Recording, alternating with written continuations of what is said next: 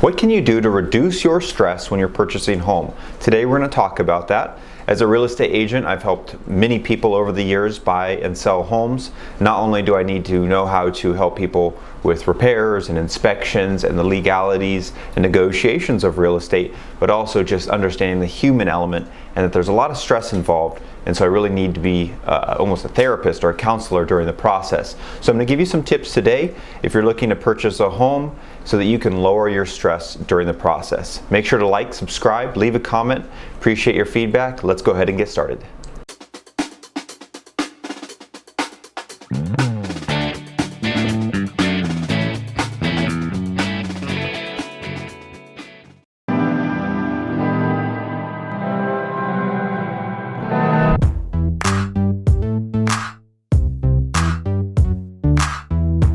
All right, so I always go back to mindset. You need to have the right mindset when you're going into something and understanding what the expectations are and what you need to do on your end, what's in your control, what's outside of your control. So when you're talking about stress, a lot of that comes from fear of the unknown or not knowing what's going to happen with the finances or with the inspections of this purchase.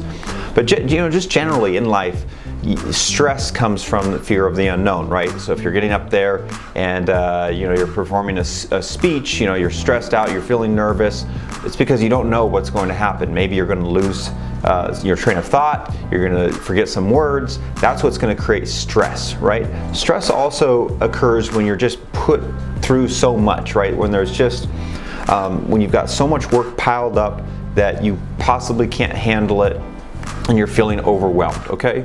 So fear of the unknown and feeling overwhelmed is what I feel most people get their main source of stress from. Obviously, if there's imminent danger of your life, that's going to cause stress, but we're talking about purchasing a home, so I think those two things apply.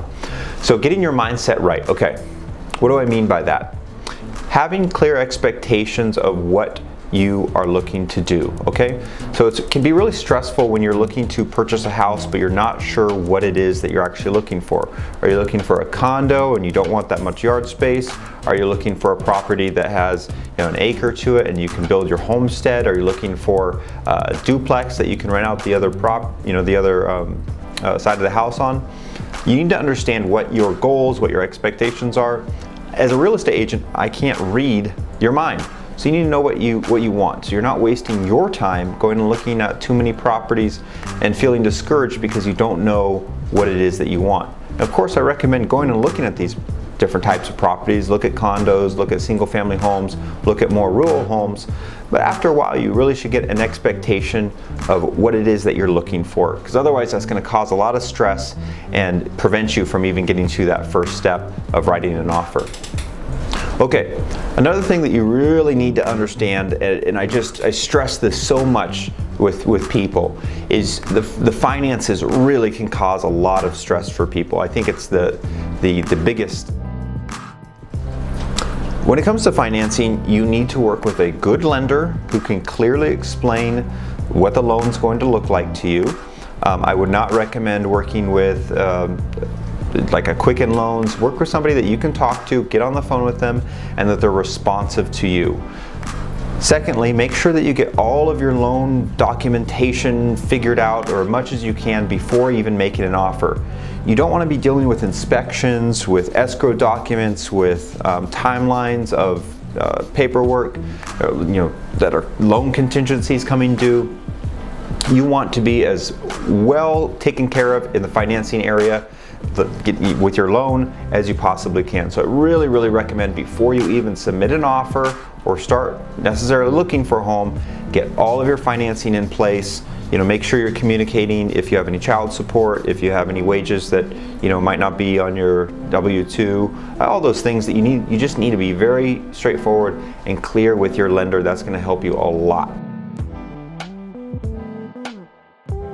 Okay, something else that you really need to understand when you're purchasing a home, and that's going to be more expensive than you might think, okay?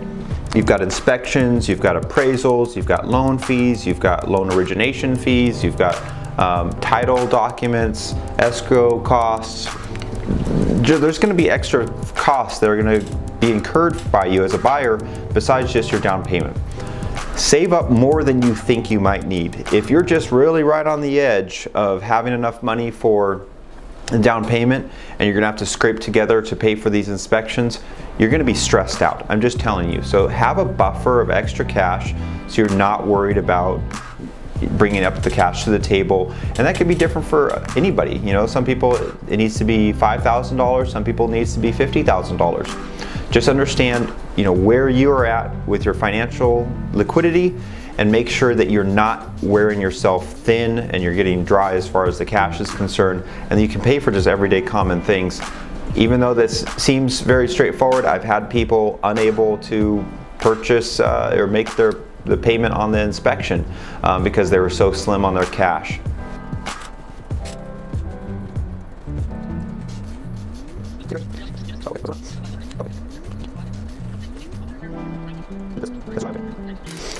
So that's what I really suggest, is having enough cash on hand, making sure that your financing's in place, your loan is approved before making an offer, and you've got enough cash just in case something comes up.